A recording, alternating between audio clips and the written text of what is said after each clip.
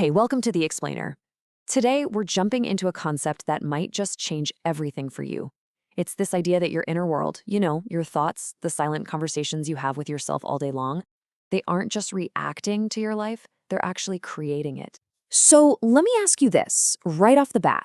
What if the biggest things holding you back, the walls you keep running into, aren't actually out there in the world? What if they're coming from an invisible battle happening right inside your own head? The truth is, for most of us, what we think, feel, and do every single day is driven by these old automatic programs, beliefs, and fears that got wired into us before we ever had a chance to question them. So that hesitation you feel, that little voice of self-doubt, that's not really you. That's just your mind running an old script, a script that was written for you, not by you. Okay, so first up, we're going to talk about this invisible prison. We are going to pull back the curtain and take a hard look at the powerful, hidden force that's really running the show, your subconscious mind. Just let that number sink in for a second. 95%. That means for almost your entire day, the part of you that you think of as you, your conscious thinking mind, isn't even in the driver's seat. It's your subconscious programming that's got its hands on the wheel. And this is a really great way to picture it. Your conscious mind, that's the driver. It's the one that decides the destination, saying, I want to go there. But your subconscious mind, that's the engine. It's the powerful automated system that actually controls the car. And if that engine is programmed to just keep circling the same old block, it doesn't matter one bit how much the driver wants to hit the highway. So where did all this programming even come from? Well, it all started when we were just kids. See, from about age 0 to 7, our brains are basically like little sponges, just soaking up beliefs from our parents, our environment, everything. We don't question it.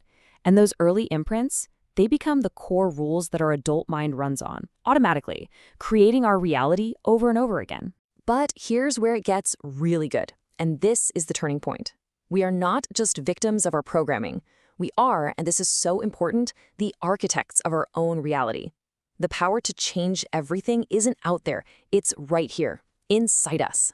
The mystic Neville Goddard said it perfectly. He talked about this idea of inner talking as the real creative force in our lives. Trying to change your circumstances without first changing those internal conversations, he said it's like trying to change your reflection in the mirror without changing your face. It's a fight you're just never going to win. So what exactly is inner talking? Well, it's that non-stop chatter in your head. But here's the game changer. That self-talk isn't just you narrating your day.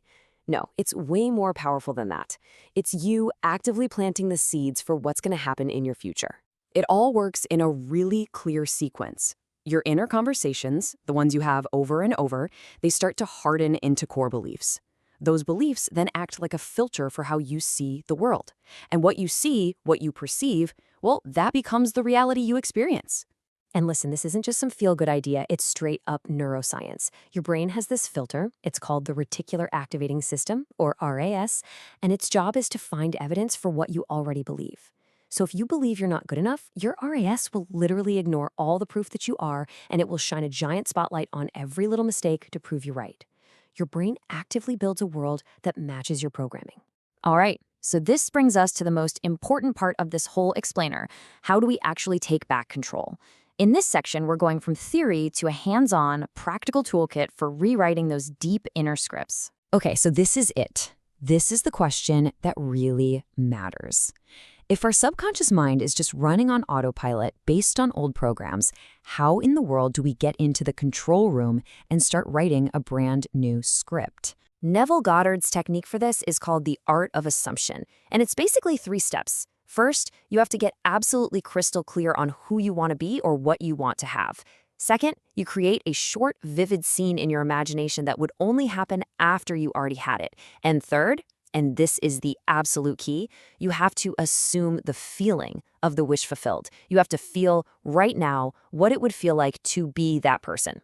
And the secret sauce to this whole thing is persistence. Because, like the quote says, your subconscious mind doesn't know the difference between what's real and what's vividly imagined. If you consistently, persistently assume the feeling that your goal is already done, your mind has no choice but to start rearranging your world to match that inner state until it hardens into solid fact. When you get right down to it, rewriting your script is a choice. Every single day, you've got two voices competing for your attention. There's the voice of fear, which is just your old programming trying to keep you small and safe. But then there's the voice of faith, the one that comes from your imagination, that tells you anything is possible. Taking control just means you consciously choose, moment by moment, to listen to and live from that voice of faith. All right, let's get to our final section, because getting into this new state of being isn't just a one and done thing. It's about learning how to live in that new reality now, even before you see any proof. It's all about persistence. Now, it is so easy to get discouraged when you don't see results right away and just slip back into your old ways of thinking. But you have to understand this. A delay is not a denial. That time in between, that waiting period, it's not empty. It's preparation. So what's actually going on during that delay? Well, that's when your faith in this new reality is being tested. It's when the character you need to handle your new life is being built. And a lot of the time, it's preparing you for a blessing that's even bigger than what you asked for, one you're not quite ready for yet. So your only job in this whole process is to stay faithful to your assumption. You have to live from the end. That means you don't think of your goal as some far-off thing in the future. You feel it as your reality right here, right now. You walk, talk, and think like the person who already has everything you desire, because that is the secret to making it so. So, we'll end on this thought.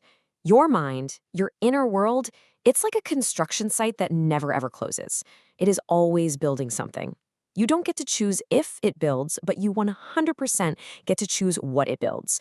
So the only real question is, what are you choosing to build today?